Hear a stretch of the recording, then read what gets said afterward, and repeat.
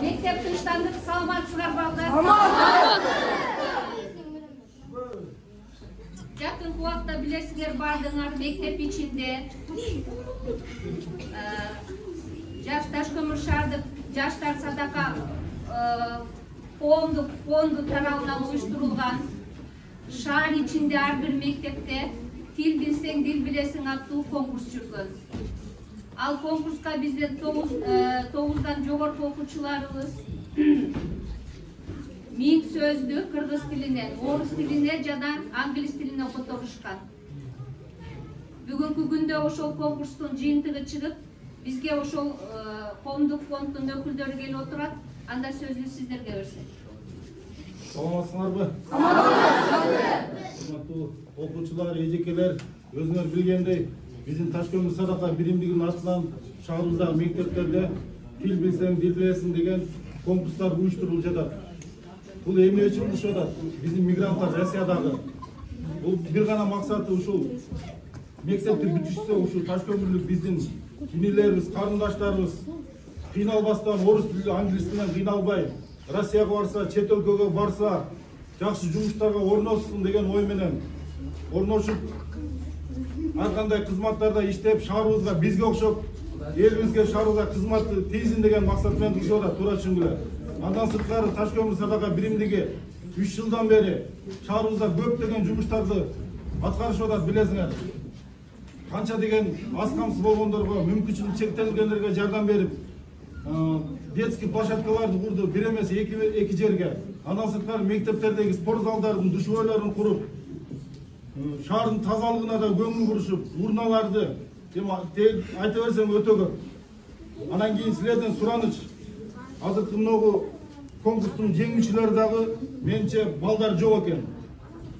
Эмне өзүңөргө суроо бересиңерби? Чо слабо что ли деп? Я, кандай силер? Кыздарда окуй албайсыңарбы? Я. Эртең шаарда силер шаарды башкарасыңар. Шаарды алга жылдырасыңар. Эми кыздар туура түшүнгүлө турмушка чыгып кетиши мүмкүн. Ар кимиз ар жака кетип калышы мүмкүн.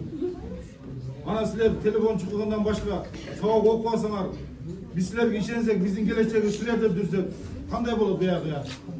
Ошон үчүн кийинки турларга эркек балдарын дагы кошулуп аракет кылып, конкурска катышканга аракет кылып сураныч силерден. Түшүндүңөрбү? Азыр Ташкөмүр Садака биримдигинин директору Чыңгыз Жабайкуловго беребиз сөздү.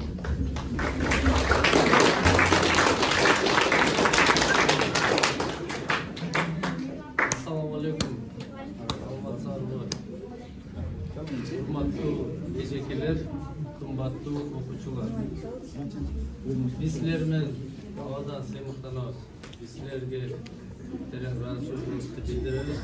Тил билсең, дил билесиң сынакка активдүү катышып келгендериңизге эжекелер силерге терең ыраазычылык. Биздин максат кандай болуп атат? Биздин максат тынчтанып жакшылап түшүнүп болгонго окуучулар.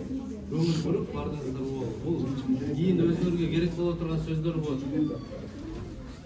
Азыркы биздин ойлоп аткан программа тил билсең, дил билесиң деп ойлоп чыгардык да, буну үчүн бул эч кандай ушу сабакта жакшы окуп кетиште эмес. Бул жашоого керектүү сөздөрдү үйрөнүп калгыла деп, орусча, англисчесин, кийин да башкача сөздөрдү үйрөнүп калгыла.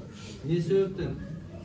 Буюрса, Кудай кааласа, бардыгыңар чет өлкөгө чыгып калышыңар мүмкүн. Жол болсо чыгып, жогорку окуу жайга тапшырып калышыңар мүмкүн. Же бир иштеп калышыңар мүмкүн. Окуучулар, силер буюрса, Кудай кааласа, ар бирибиздин өзүбүздүн ой максат, кыялдарыбыз бар. Окууну бүтсөм, иштегенди кетем, жол болсо жогорку окуу жайга тапшырам депчи, ошол жогорку окуу жайга иштеген барып калса, сөзсүз түрдө тил керек болот. Көбүрөөк тилди билишиңер керек. Не себептен? Биздин Ташкөмүрдүн канчалык билимдүүлөр көп болсо ошончолук Ташкөмүр шаарыбыздын келечеги кең болот. Бардык Алланын буйругу менен бирок ошо баарыбыз аракет кылышыбыз керек. Колдон келсе, азыр биринчи тур бүтү, мындан кийин экинчи тур болот. Кудай кааласа иншалла. Ошого окуучу жигиттер силер активдүү катышканга аракет кылыңар. Бул сынакта сөзсүз түрдө мынтип жеңип чыгыш эмес. Бир кичине болсо да сөз жаттап калсаңар, өзүңөргө кийин кереги тийип калат буюрса. Силердин канча деген туугандарыңар, может ата энелериңер Россияда жүрүп, бизге салым кошоткан болуш керек.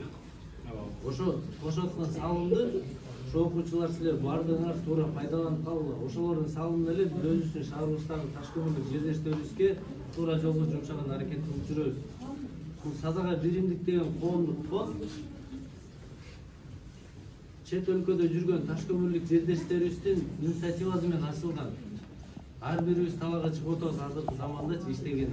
Ошо бекер убактыбызды өткөрүлбөй, кичине бир 50 сомбу, 100 сом болсо да салым кошуп, ушу шаарыбызга кичине болсо да салым кошуп калайлы деген патриот ата энелерибиз бар, патриот эже карындаштарыбыз бар. Ошолордун мээнеттерин текке кетирбей бардыгыбыз туура колдонуп калайлы окуучулар.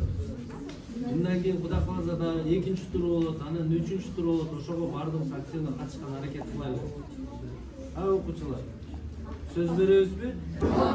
Аракет кылайлы бардыгыбыз, Кудай кааласа. Особенно эркек балдар кулаңарга куюп койгула. Азыр окубай тамаша кылып жүрөсүңөр да. Өзүңөрчө оюнга кызыгып. Эртең мектеп бүтүп Россияга барсаңар, кыйналасыңар, билимсиз болсоңор, не болосуңар? Грузчик болосуңар, же жер ишип барасыңар, туурабы? Ошон үчүн аракет кылгыла жаштар окуганга. Түшүнүңөрбү? Азыр ошо конкурстун жеңүүчүлөрүнө сыйлыктар тапшырабыз. Таш көмүр Садака биримдигинин атынан.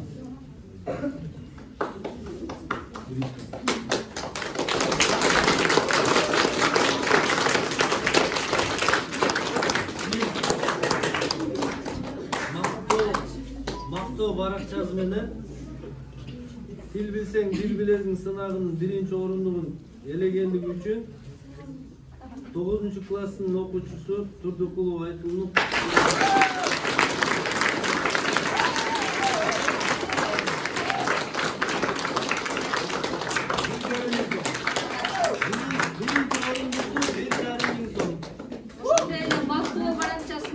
Dil bilsen dil bilesin sınavında 2. orundu elegendigi üçün номер 5 Ленин атындагы жалпы билим берүүчү орто мектебинин 9-класстын окуучусу Анарбаева Эллаида.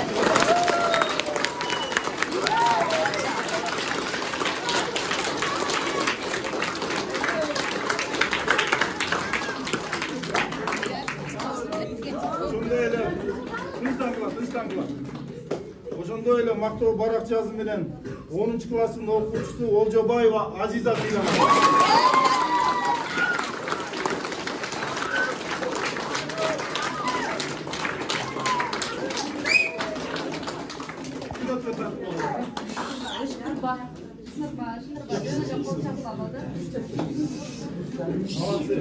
Кийинки турда мындан да көп болот. Ошон үчүн эркек балдар аракет кылыңлар, чамдагыла. окуучулар жеңүүчүлөргө да бир болжокпу да?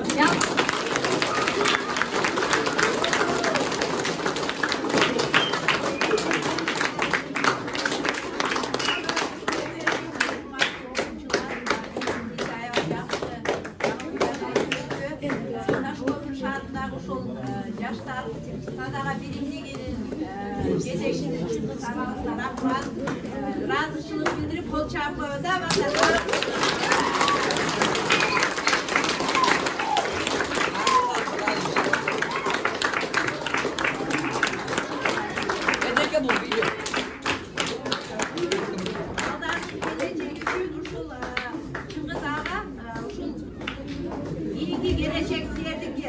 Ошондуктан ушундай иштерди уюштуруп, жаштар арасында жайылтуу, силердин кийинки келечегиңер үчүн күрөшүп аткан ушул агаларыбызга дагы иште ийгилик, ден соолукта болсунар, кол чаап коебуз.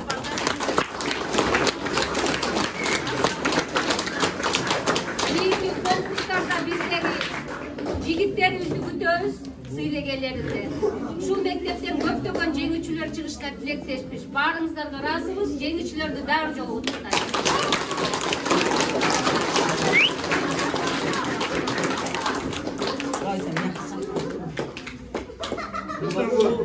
Окуучулар жакшылап көңүлүңүздө бир угуп койгула. Жигиттер, силер угуп койгула. Өтө шок экенин болот. Кудай кааласа дагы 1-2 айдан кийин буюрса дагы экинчи туру болот. Өзү 3 этаптан болот. Биринчи этап бул как пилоттун проект катары. Башында көп анча-мынча билбей калышы мүмкүн, укпай калышы мүмкүн, даярданбай калышы мүмкүн.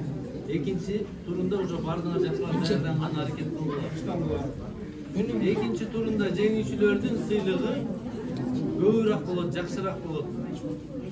Үчүнчү турунда уже мектептер боюнча болот. Сынак жеңүүчүлөр мектептер арасында ташкын. Ал жерде уткандарды, окуучуларды, окуучунун директорун, класс жетекчисин, английский русскийден берген эжекелерине өзүбүздүн бир жакшы сюрпризтерибиз бар.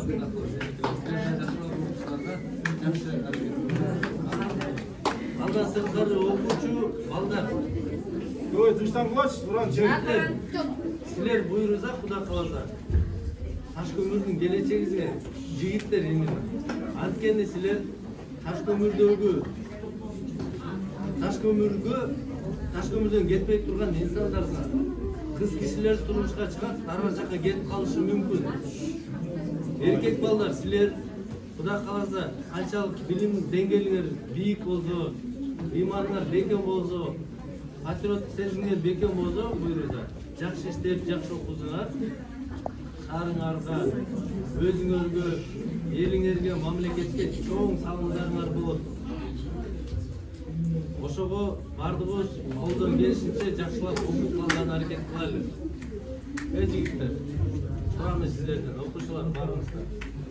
Рахмат. Дәрби жолу рахмат. Окуучулар, конкурска биз катышпасак дагы мыкты окуудагы жетишкендиктер үчүн бизде бүгүн Ташкөмүр шаардык Жаштар Садака биримдик фондусунан бизге белектерди алып келиптир. Бул бизге жаңы жылдык чейрек чыгууга чоң дем күч берет. Мындан ары өзүбүздү таза, тыккан, сабактарга болгон кызыгуубузга эргүүлөрдү берет деп ойлойм. Силер алган алгачкы сыйлыгыңар жаңы жылда мындан дагы жогоруласын. Бааларыңар жакшы болсун, үй бүлөңөрдө тынччылык, өзүңөр эч качан оорубагыла, балдар. Анда ошо белектерди тапшырууга биздин өкүлдөргө жол берип койсок. Саламатсыздар, урматтуу окуучулар. Мынакей, силердин эжекелериңер, директоруңар жакшы окуйт деп силердин тизмеңерди беришти. Не дейсиз, мындан кийин да жакшы окууга аракет кылгыла. Мына чоңурактар да бар экен, Кудай буйрса экинчи турга конкурска катышканга аракет кылгыла, тил билсең, дил билесиң деген. Анан кийин ушу силерге Россиядан акелериңер, эжелериңер ай сайын Ташкөмүргө тыйын жөнөтүп турат. Ошол нерселерге жаңы жылга белек катары тапшырып койгонго уруксат этиле. Молодцы, жакшы окугула.